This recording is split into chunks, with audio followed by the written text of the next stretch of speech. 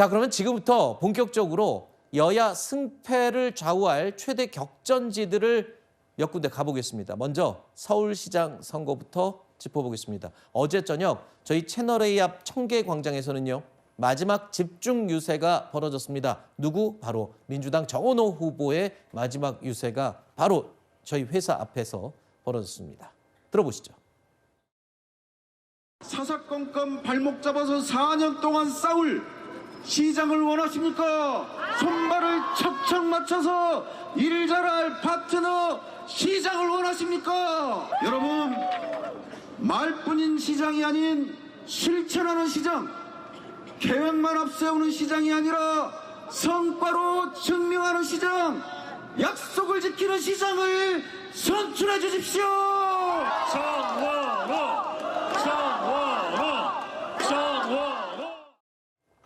자, 그리고 마지막 유세 장소로 청년들이 많이 모이는 신촌역을 택한 오세훈 후보. 오세훈 후보는 신촌역에서 마지막 유세를 펼치면서 어떤 말을 했을까요? 들어보시죠. 이재명 대통령 바로잡겠습니다. 민주당의 정원호 후보가 이런 역할을 할 수 있겠습니까? 서울시는 그렇게 한가하지 않습니다. 서울시는 실험과 경험의 코스가 될 수 없습니다. 초보 운전자에게 운전 연습 코스가 될 수 없습니다. 합리합니다. 준비 부족의 정원호 후보에게 서울시를 맡길 수는 없습니다. 서울시를 지켜주십시오.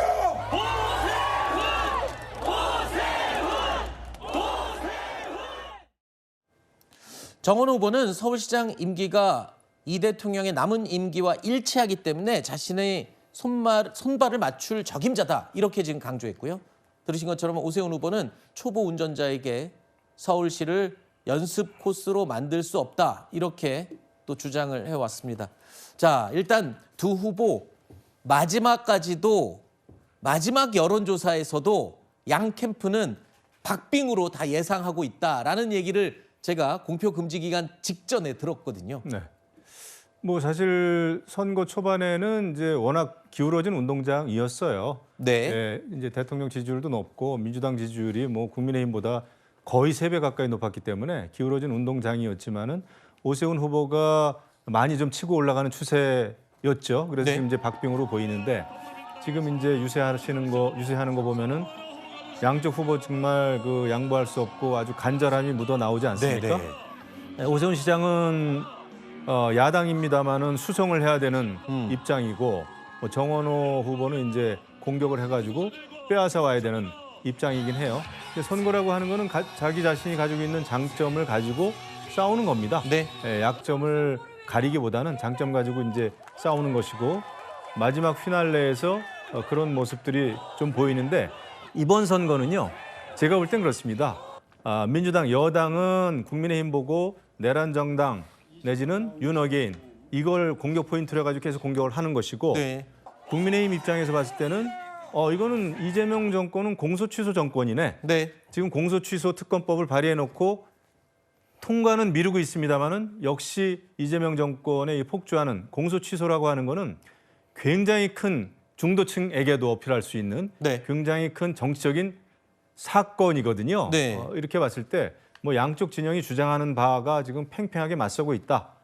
이렇게 좀 해석이 됩니다. 네. 예, 뭐 일단 저는 영남 지역을 제외하고 서울 같은 경우는 들러붙을 수 있겠다라고 생각을 했어요. 왜냐하면 지난 그러니까 그 내란 발생 이후에 대선 국면에서도 서울 같은 경우는 박빙 구도가 나왔던 그랬죠. 측면이 있거든요. 뭐 이제 그건 또 이준석 후보의 표가 붙어가지고 보수표 전체가 그런 상황이기 때문에 서울도 어떤 형태로든지 시간이 지나게 되면 보수층들이 결집할 수밖에 없을 거라고 생각을 했습니다. 그럼 이제 한 측에서는 뭐 아까 말씀하신 내란 문제, 그 다음에 이재명 대통령의 국정 운영에 대해서 좀 높은 어떤 긍정적인 평가가 있는 것이 사실이기도 하고 정원호 후보가 성남구청장을 하면서 거의 난공불락처럼 일 잘한다라는 이미지를 만들어낸 측면들이 분명히 있는 거죠. 이 반대편 같은 경우는 오세훈 후보가 다른 후보들에 비해서는 내란 문제에 좀 비껴간 측면이 있는 거죠. 그런 부분과 관련해서 큰 공격을 당하는 부분에 대해서 보수 유권자층들이 그렇지는 않은 것 같은데 이런 얘기를 하는 측면이 있기 때문에 다른 지역에 비해서는 내란 문제에 대해서 좀 덜 얻어맞는 경향이 있었다는 측면이 있기 때문에 붙은 측면은 있습니다. 근데 그렇다고 하더라도 오세훈 후보가 정원호 후보에게 초보 운전자라고 말씀하시면 되나? 왜냐하면 사고를 많이 치는 운전자시잖아요. 네. 무상급식 문제 같은 경우로 본인이 중도 사퇴하기도 했었고 네. 최근에 삼성역 철근 누락 문제부터 시작을 해서 소소문 고가 문제까지 안전 문제와 관련해서 서울시정의 총책임자로서 네. 정원호 후보를 초보 운전자라고 비판하실 만한 위치에 있는가라는 측면에서 그런 부분들을 좀 서울 유권자분들께서 유념해서 지켜보시면서 표심에 반영하지 않으실까 이런 생각이 듭니다. 네, 들으신 것처럼 실제로요 오세훈 후보 같은 경우에는 내란 이슈에서는 좀 비껴갔죠. 그러다 보니까 안전 문제에 대한 공격에 정원호 후보가 집중을 했습니다. 자, 마지막까지도 어제 마지막 유세까지도 정원호 후보는 안전 이슈를 외쳤고요. 오세훈 후보는 마지막 유세에서 청년 이슈를 내세웠습니다. 행정의 가장 기본이 되고 중요한 것은 바로 시민의 생명과 안전을 지키는 일입니다. 기반이 서 있지 않은 행정 사상 누각에 불과합니다. 안전을 등한시하는 시장 후보 자격이 있습니까? 여러분, 안전한 서울 만들 사람 반드시 선택해 주십시오. 저희 집은 너무나도 가난해서 그렇게 공부는 손에 놓은 채 나에게 미래는 그냥 내가 짊어져야 할 가난이구나 하며 살아왔습니다. 그런데 오세훈 시장님께서 추진해 오신 서울런이라는 정책을 만나 인서울 4년제 대학교에 다니고 있습니다. 감사합니다. 4년만 더 주십시오. 반드시 계층이동 사다리 튼튼하게 복원해내겠습니다. 자, 어제 마지막 유세 현장 신촌에서 청년들 이야기를 하면서 오세훈 후보가 눈시울을 붉혔어요. 저 눈물의 의미는 뭐 어떻게 해석하면 될까요? 결국에는 앞서 이야기하셨던 정원호 후보 같은 경우에는 마지막에 있었던 GTX 문제라든지 서소문 고가 사고가 있었기 때문에 안전 이슈에 대해서 좀 강조를 한 반면 오세훈 후보 같은 경우에는 청년을 강조를 하고 있습니다. 청년을 강조한다는 것은 역시 서울의 미래 그리고 부동산에 있어서의 약자라고 볼 수 있는 부분들이 있거든요. 조금 아까 영상을 보셨지만 오세훈 후보는 계층이동 사다리에 대해서 이야기를 하고 있는 것이죠. 서울이라는 곳은 전국에서 가장 특별시로서 수도로서의 의미가 있고 서울에 청년들이 왔을 때 계층이동 사다리가 처음부터 잘라져 있는 것이 아니냐. 지방에서 서울에 올라온 학생들 같은 경우에는 대학생 때부터 그리고 직장이 되어서도 자리를 잡는 것이 어려운 부분들 여기에 대해서 적극적으로 어필을 하면서 큰 정치인이라는 이미지를 정원호 후보에 비해서 주려고 했었던 것이 아닌가라는 생각이 들고요. 그리고 정원호 후보가 안전 이슈에 대해서 이야기한 것은 한마디 드리고 싶은 게 결국에는 GTX 사건이라든지 이런 것들과 연관이 되어 있는데 오세훈 후보 캠프에서는 네거티브적인 이야기들을 하지 말고 GTX 철근 누락 사건에 대해서만 토론회를 하자라고 이야기를 했음에도 불구하고 정원호 후보 캠프에서는 그것을 받지 않았습니다. 본인이 적극적으로 대응하지 않고 오히려 초반에 여론조사에서 높게 나왔었던 부분 때문인지 1등 사수 전략으로 가다 보니까 네. 국민들께서 서울 시민들께서는 정원호라는 후보가 얼마나 일을 잘하는 사람인지 네. 정확히 파악을 할 수가 없었던 것이죠. 그런 의미에서 오세훈 후보가 초반에 초보 운전자라고 이야기를 했었던 것이 오히려 네. 시민들께는 마음에 와닿지 않았을까라고도 생각합니다. 알겠습니다. 그 마지막에 눈물을 흘린 오세훈 후보 그 눈물의 의미 그거 여쭤봤는데 그 눈물 힘들어서 그랬을까요? 아니 뭐 하여튼 복잡한 복받침이 있었겠죠? 저는 진정성에 대해서 말씀을 드린 거였거든요. 네. 그러니까 지금 잠깐 지나갈 이슈가 아니라 서울의 미래에 대해서 이야기를 하고 있는 것이고 정원호 후보에 비해서는 오세훈 후보가 서울시장으로서 확실히 준비가 되어 있다. 지금 네. 여기에서 밀렸을 때 대한민국 자체가 후퇴할 수 있다라는 진정성을 담은 눈물이 아닌가라고 생각합니다. 알겠습니다. 자, 정원호 후보는요. 청계광장 마지막 유세에서